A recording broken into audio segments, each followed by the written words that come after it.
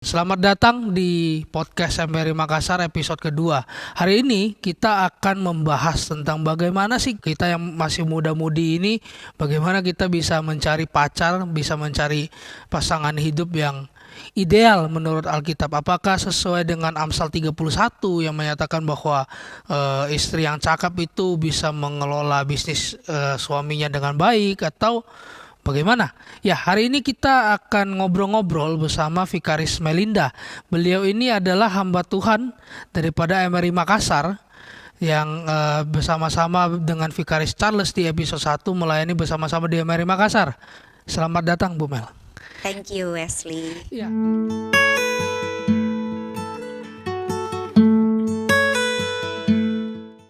Jadi kita hari ini ada satu pertanyaan sebenarnya dari seorang pemudanya kami yang kirim pertanyaan begitu ya. Sebenarnya bagaimana sih cari seorang pasangan yang ideal begitu? Apakah seorang laki-laki itu kan biasanya kalau lihat pasangan yang ideal itu mulai dari fisiknya dulu begitu. Apakah itu boleh sebenarnya, Bu? Tentu saja dalam jatuh cinta itu kita tidak bisa mengingkari sama sekali aspek fisik ini. Tetapi kalau seorang laki-laki hanya berhenti pada aspek fisik ini, itu maka dia akan kehilangan banyak hal yang penting sebenarnya untuk dijadikan pertimbangan dia sebelum dia melangkah lebih lanjut. Karena ada hal-hal yang lebih daripada fisik yang Alkitab sebut dengan kecantikan hati sebenarnya, Wesley. Nah, kecantikan hati menurut Alkitab ini, Wesley, itu meliputi 3 hal ini, yaitu yang pertama itu adalah sebenarnya lebih tepatnya iman yang akan menentukan karakter, lalu kemudian akan mempengaruhi prinsip. Nah, kalau seseorang itu cuma tersangkut pada atau terobsesi pada aspek fisik saja, dia akan kehilangan 3 hal ini yang penting ini, yaitu karakter, bagaimana mengobservasi karakter, lalu kemudian apakah wanita ini nilai-nilainya bagus dan kemudian saya bisa cintai, saya bisa utamakan gitu.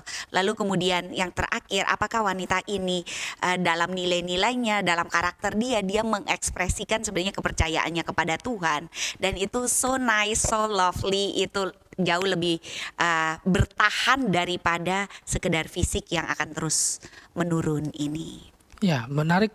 Berarti pacaran beda agama itu nggak boleh dong, Bu? Ya, ini adalah pertanyaan yang tajam dan pertanyaan yang bagus. Di depan altar itu harus imannya sudah sama. Kamu bisa memulai dengan satu di utara, satu di selatan. Tetapi begitu di depan altar, kamu mesti mengkonfirmasi, mesti memperjuangkan bahwa itu imannya sudah sama di depan altar. Gitu. Karena kenapa itu penting? Karena kalau kamu tidak memperjuangkannya, kamu akan membayar sangat mahal di belakang, di sepanjang tahun pernikahan sampai maut memisahkan. Kenapa? Karena waktu tadi kita bicara, kamu sudah lihat, kamu harus memilih seseorang yang kamu bisa cintai sebagai seorang laki-laki, dan kamu setelah kamu memilih untuk mencintai dia, kamu akan hidup dengan dia bukan hanya fisik, tapi dia punya banyak sifat yang akan terpancar dari karakter dia. Dia punya prinsip-prinsip yang dia akan nyatakan dan tegaskan juga bersama-sama dengan kamu, dan dia punya iman yang akan mengarahkan dia punya karakter dan prinsip itu. Maka kalau kamu tidak berdiri di atas iman yang sama dengan dia, apa yang kamu harapkan daripada dia itu bisa saja tidak terjadi. Kemungkinan besar, bukan bisa saja, tapi kemungkinan besar tidak akan terjadi, karena yang dia yakini beda dengan yang kamu yakini. Dan sepanjang perjalanan itu bisa melelahkan luar biasa. Daripada cinta yang membawa sukacita, itu adalah cinta yang weariness, sangat melelahkan sangat, dan cinta yang penuh dengan bukan semangat, bukan gairah, passion yang sebenarnya daripada cinta, tapi itu bisa juga hidup ini saja sudah melelahkan, ditambah dengan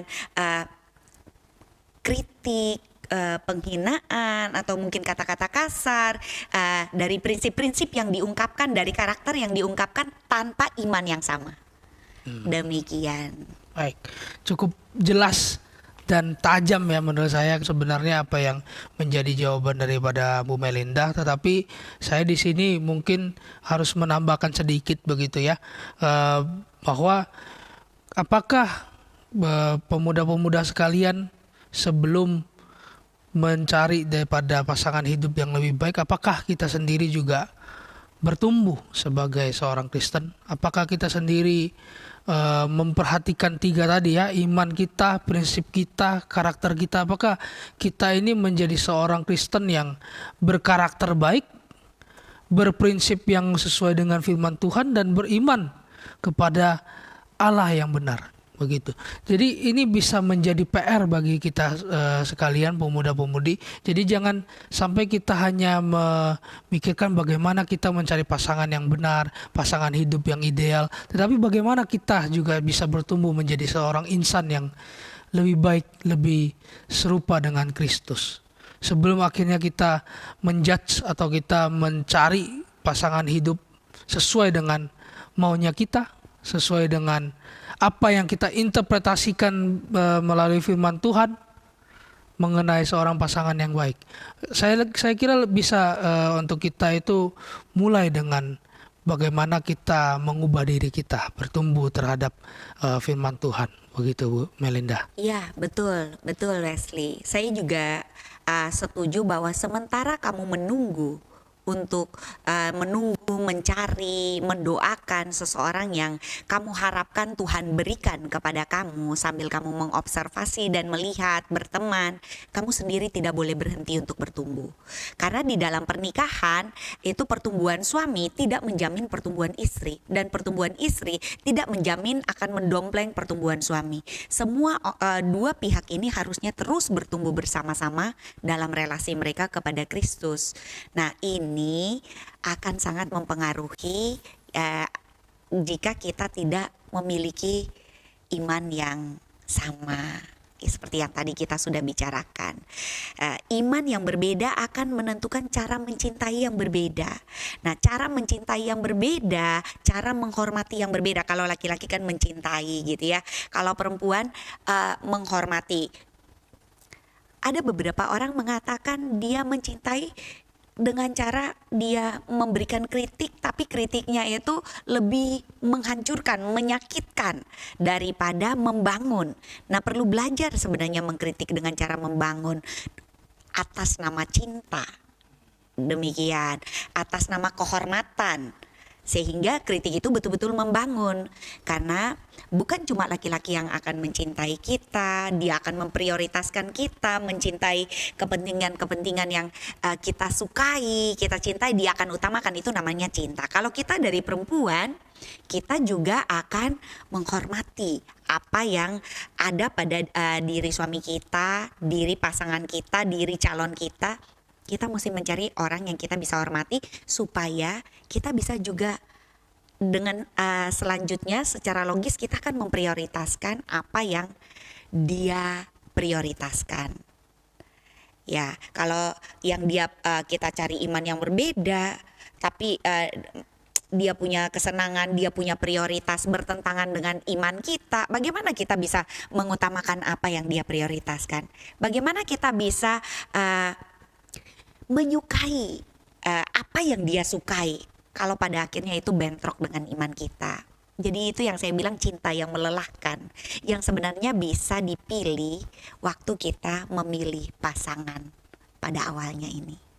Saya mungkin akan closing dengan dua pepatah ini ya. Jadi yang pertama itu adalah saya ambil dari buku Institutio Calvin ya.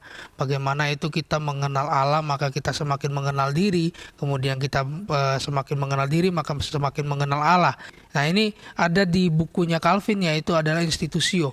Ya, bagaimana kita itu kalau kita semakin mengenal Allah maka kita semakin mengenal manusia, mengenal diri kita dan diri orang lain begitu. Kemudian saya akan hubungkan dengan pepatah bahasa Indonesia yang disebut tidak kenal maka tidak sayang begitu. Jadi teman-teman sekalian, jika memang betul-betul teman-teman ini benar-benar ingin mencari seorang pasangan yang bisa benar-benar kita cintai, bisa benar-benar kita bisa bertumbuh bareng, mari kita mengenal diri dulu. Mari kita mengenal Tuhan kita. Kemudian dari mengenal Tuhan maka kita akan mengenal diri kita dan mengenal pasangan kita. Ya, bagaimana caranya? Salah satu cara yang paling gampang adalah datang PA.